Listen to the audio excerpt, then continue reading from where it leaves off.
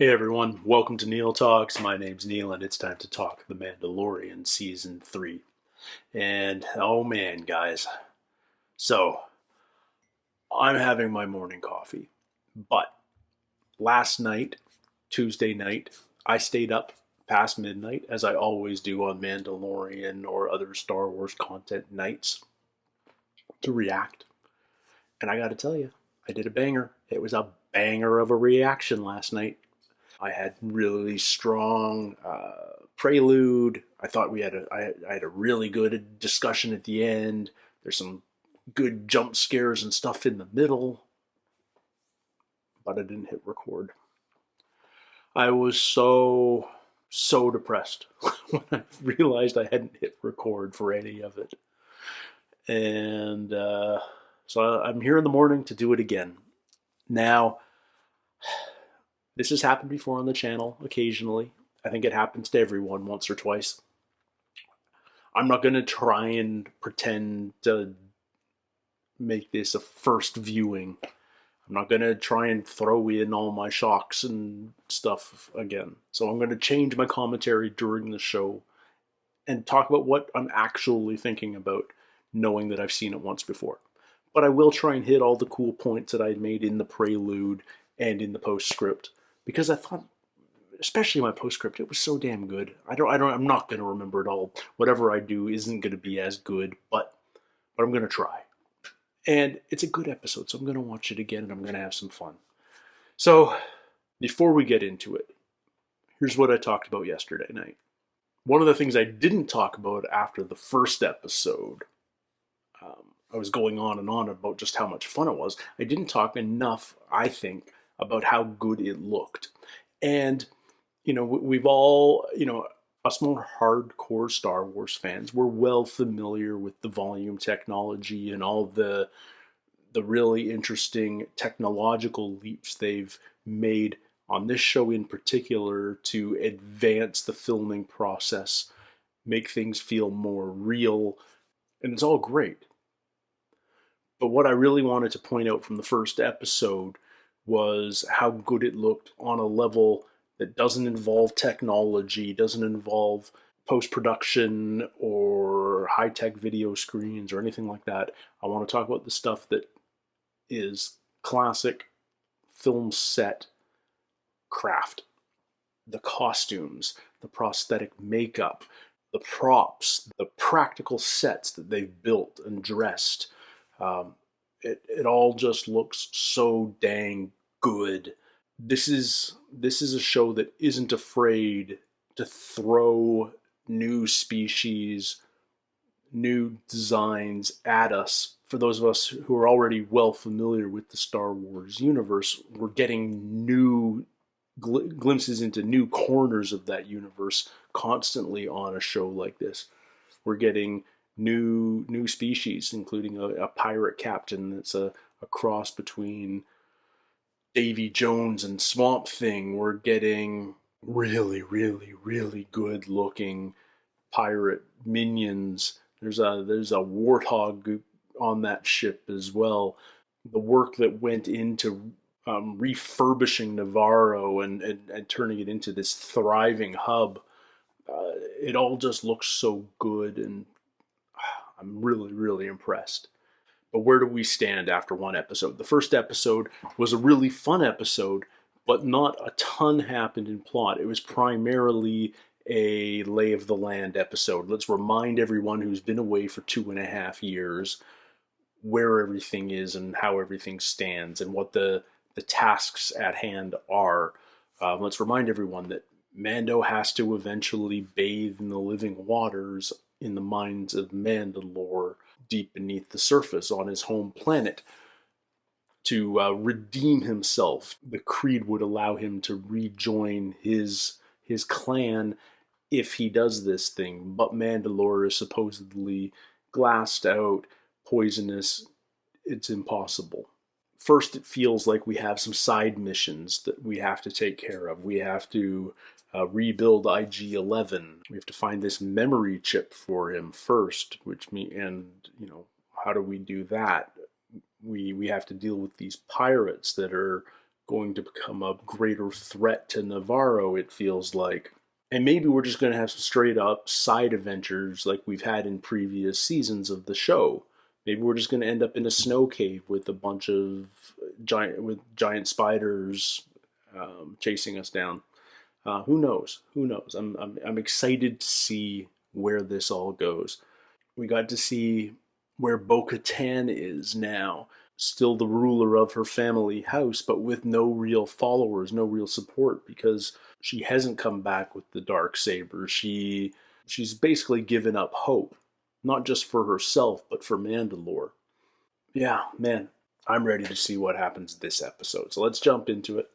Well, I know what's going to happen, but I'm still excited to see it again. So let's jump right into it, guys. This is Chapter 18, Episode 2 of Season 3 of The Mandalorian. Then by creed, I would be redeemed. This is the way. The songs of eons past foretold of the mythosaur rising up to herald a new age of Mandalore. Teasing the mythosaur right in the previously on. Bo-Katan Kryze was born of a mighty house. Her rule ended in tragedy. Sure did. Definitely recording. First instinct when I saw this was like, Tatooine? Why are we going to Tatooine? Oh yeah. I mean, there are a lot of parts missing. Fine, I'll push it back out in the street. You heard him, pit droids! No. Lucky for you, business is slow. I gotta order the parts from the mid-rim. What a hustler. But they'll put a rush on it. But you gotta give me half up front for parts. Now I gotta work Boom to Eve. Yeah, me? Boom You know, to I do have a Eve. life. Big holiday. I have big plans. Yeah, I was gonna hang out with the Jawas. You're lucky I'm a softie. Go strip another speeder. It's Boom to Eve. It's right. Always be hustling. There he is! Woo-hoo-hoo!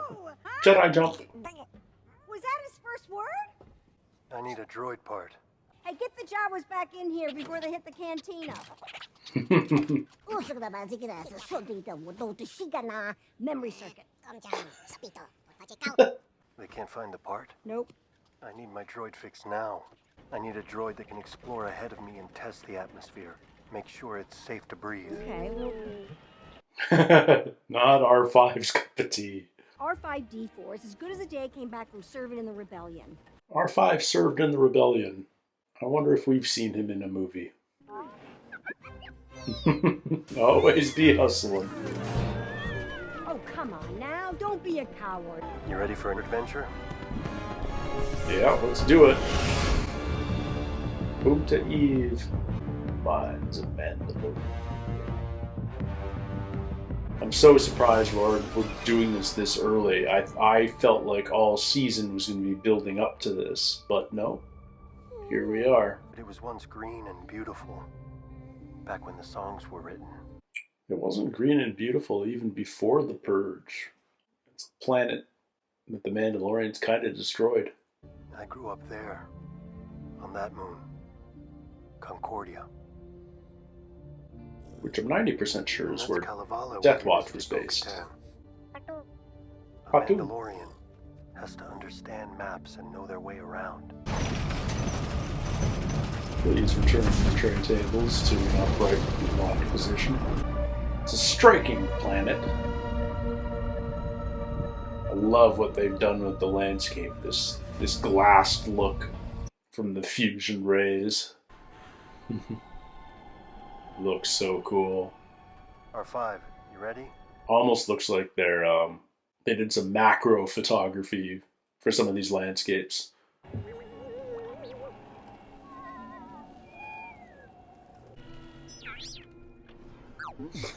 What a chicken, R5. Don't be a baby.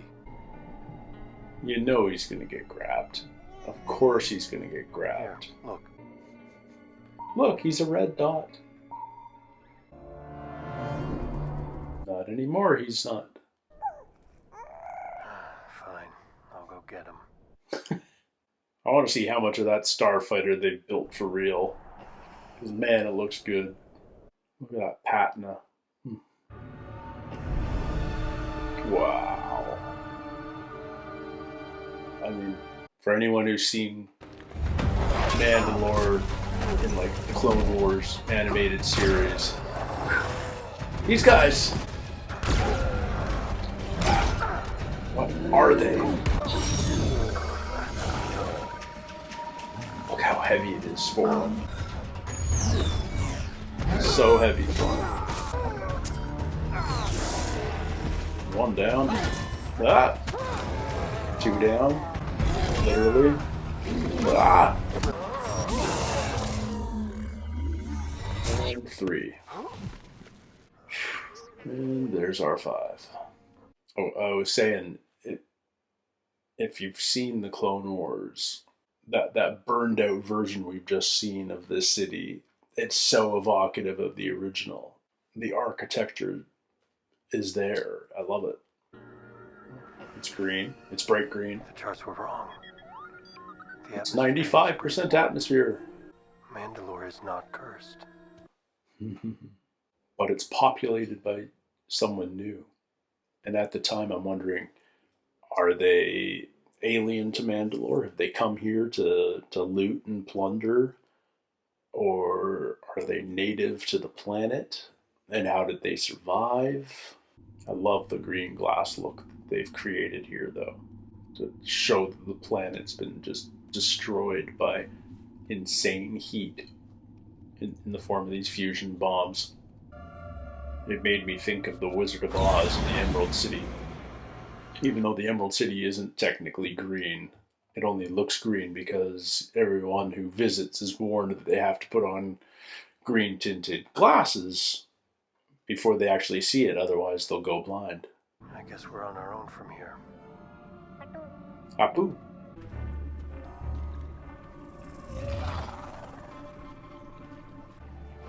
There's things in the pipes.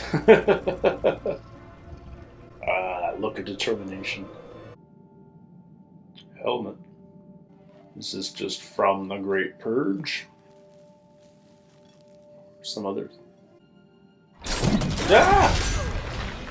I forgot that that's how it trapped him. And this thing is like, is it mechanical? Is it biological? What the heck is it? Oh. It's very sci-fi shalob. And now Grogu has to be Samwise. This giant spider mech, it's such a cool design. But to what purpose? What is it?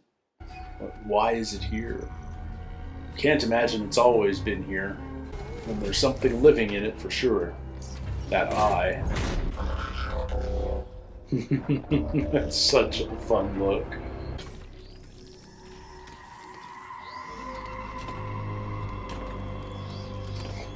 Such a cool design. This living mechanical hybrid. It's reminiscent of Grievous, but it's a completely different look. I was so hoping Grogu gets his hands on the Darksaber. I figure since he's got the Force, he can actually wield it. And how cool would that be? Yeah, that's right. Force him out of there. Oh. Get to Bo-Katan. Okay. Bo-Katan it is. Whoa. Whoosh. Grogu alone with a mission. I love it. Ah. Alligator bat, which basically makes it a dragon. A lizard with leathery wings. It's a dragon.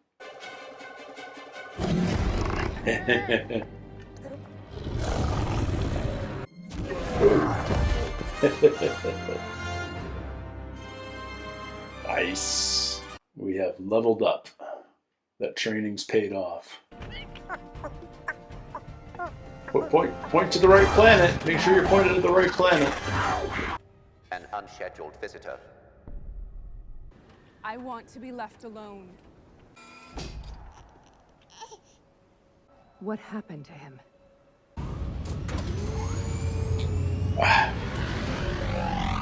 Damn good looking Mandalorian starfighter, man. Mandalorian ship designs are some of the best in the entire universe. Look at that thing. Man, it looks good. Looks so good. I mean, obviously it looks burned out and desolate and hellish, but man, it looks good. Okay, kid. I'm gonna need you to guide me to him. Can you do that? Let's do it. This was once a beautiful civilization. Now it's a tomb. Like they have his ears flapping as he descends. I know that you're frightened, but I need you to guide me to him.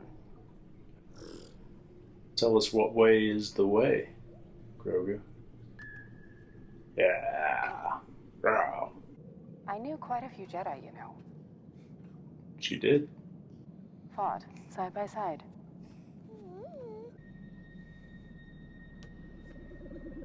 Nice. Love that touch.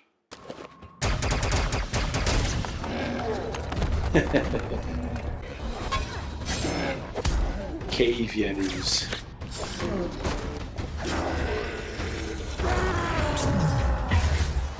Love the shields.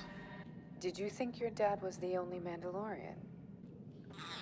At one point, sure. Those are Alamites, and we were their next meal. Alamites. They used to live in the surface wastelands beyond our cities. If they survived, I wonder what else might have to. Mm-hmm. They're native. It doesn't feel like it's blood that they're pumping out of Mando, but maybe it is. Ugh.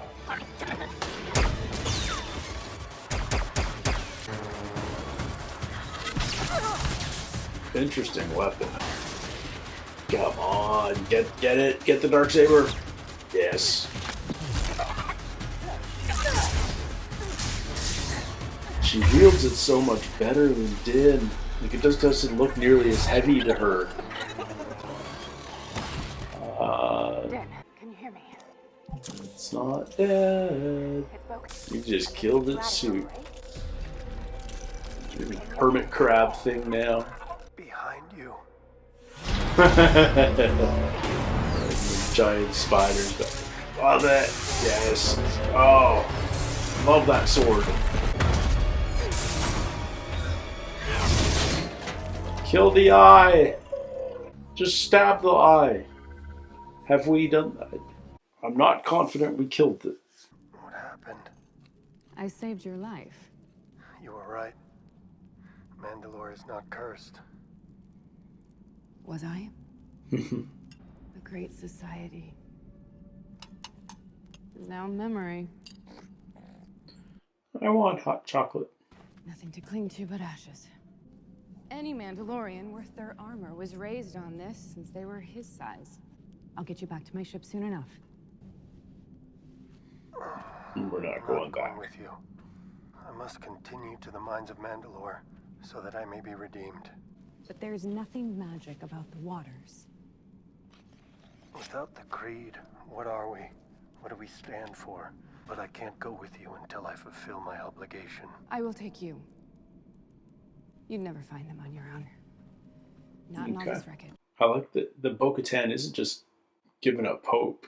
She's giving up her faith, too. To her, the creed is just children's stories. It must pain you to see it like this after witnessing its beauty. What pains me is seeing our own kind fight one another time and time again. Made us weak. We had no hope to resist being smashed by the fist of the Empire. Sounds a lot like Earth. Your father sounds like an interesting man. I would have liked to have known him. He was a great man. He died defending Mandalore. This is the way. This is the way. Here you go. The living waters. They're here. I'm still surprised we're here so early. I want you to get the full tour. These mines date back to the age of the first Mandalore. According to ancient folklore, the mines were once a mythosaur lair. Mandalore the Great is said to have tamed the mythical beast. It is from these legends that the skull signet was adopted and became the symbol of our planet. So even on the plaque, the mythosaur is a myth. I was half wondering if he was going to strip down to nothing but his helmet for this bathe. But no, might as well rinse all the armor. I swear on my name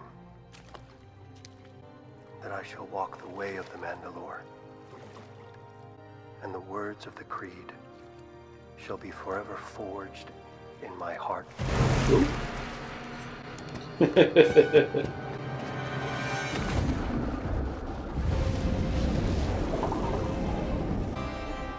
And it's a deep dive.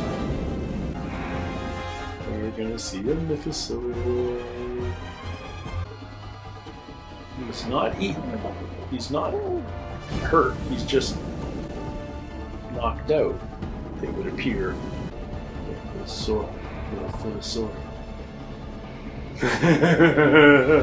Man, it's huge. Look at the scale. Wow.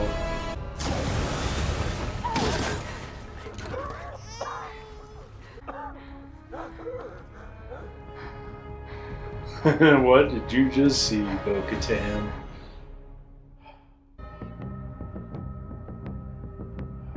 Well written, Mr. Favreau. Great episode. Great episode, and things are moving a lot faster this season than I expected.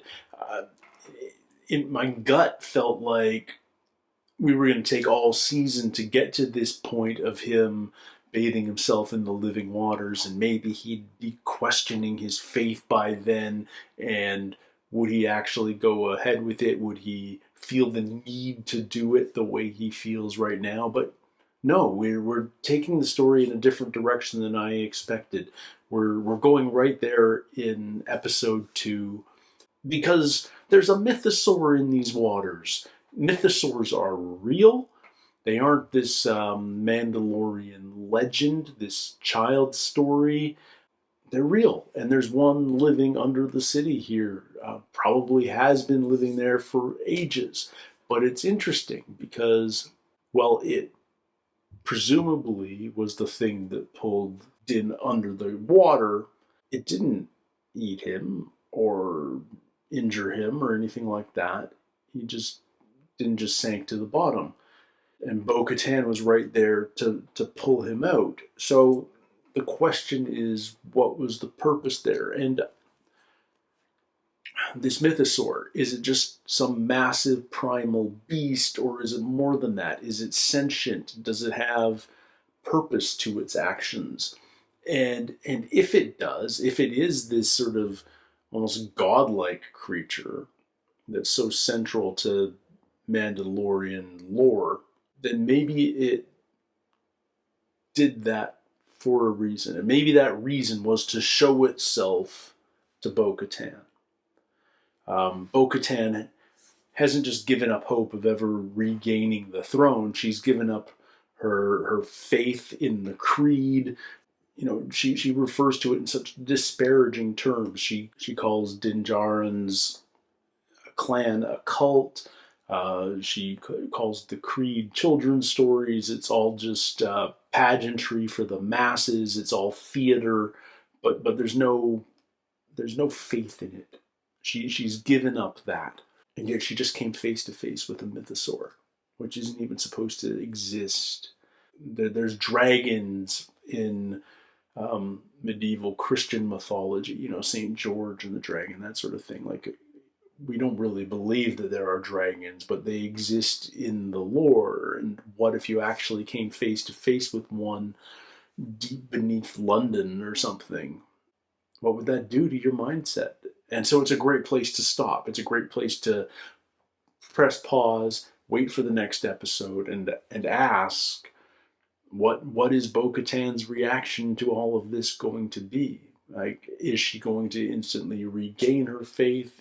She's certainly going to question some things, if nothing else. What does this do to Din Djarin in his quest?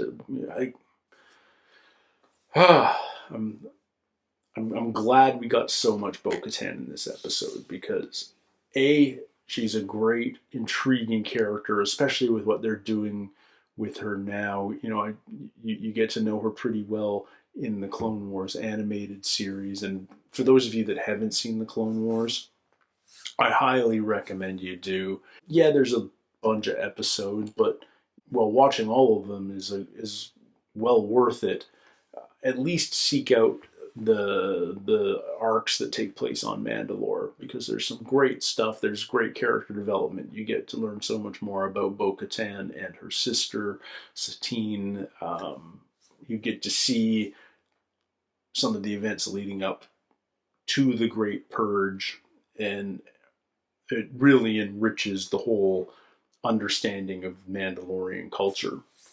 I am also just a huge Katie Sackhoff fan. She's had a long career on Vancouver-based shows, so it's always great to see someone local have new success like this.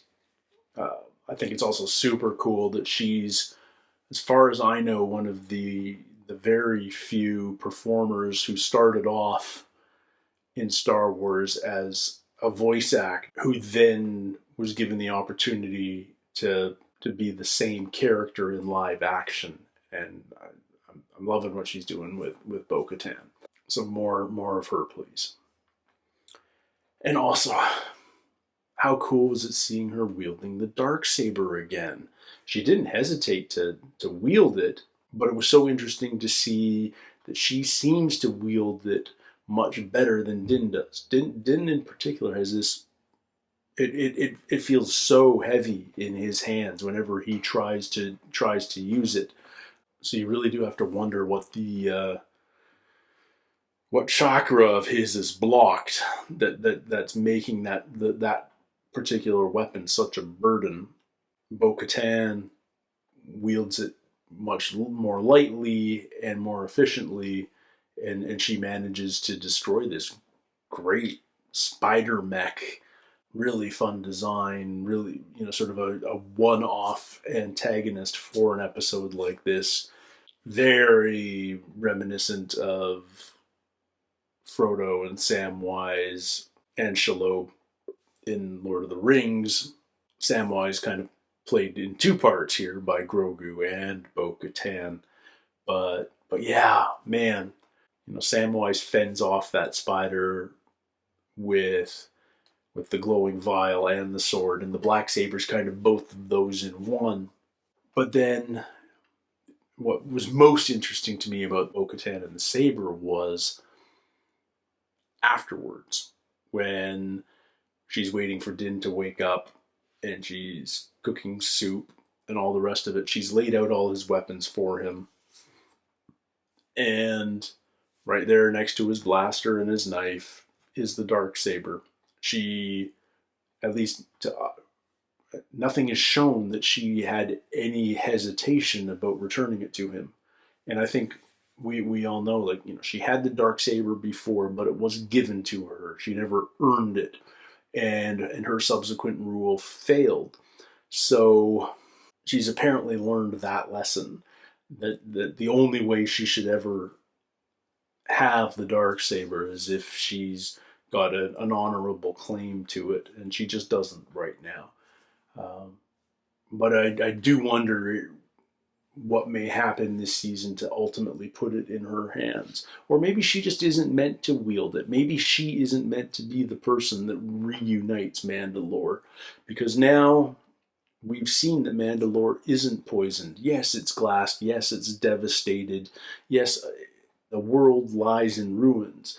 But it can be repopulated. It can be rebuilt. Something can rise from these ashes. And now that that's known, will there be an impetus to bring Mandalorians who are scattered to the stars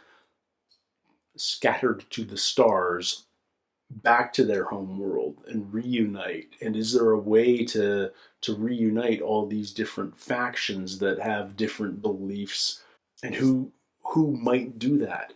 Could Din Djarin be the Mandalore that reunites the entire race, or is that Bo-Katan's destiny? Does that lie in somebody else's hands? Is that the armorer that's going to do it, or someone out of left field, a Boba Fett or something, or is that even where the story's going? I don't know, but it's super curious. A culture that was nearly wiped out entirely by the Empire, but hangs on and has such proud, long-standing traditions, can rebuild. And I hope we get to see some of that. But I don't know whether that's something that starts happening next episode, or doesn't happen until like season 7, or who knows. It's super fascinating, and I love how many paths lie open to us at this point in the story. Really hard to say what the next episode's going to be about, but I have to imagine what this season is about, in broad strokes at least, is what it means to be Mandalorian. What does it mean, and has that meaning changed? Does the old creed still make sense? Is that the best way to live your life as a Mandalorian now? These old traditions, these old legends, is that still what unites this culture, or is there a better way? Is there a new way? And how can you get people on board with that if that's the case? And it's also a personal journey for Din Djarin. What does it mean to be a Mandalorian for him?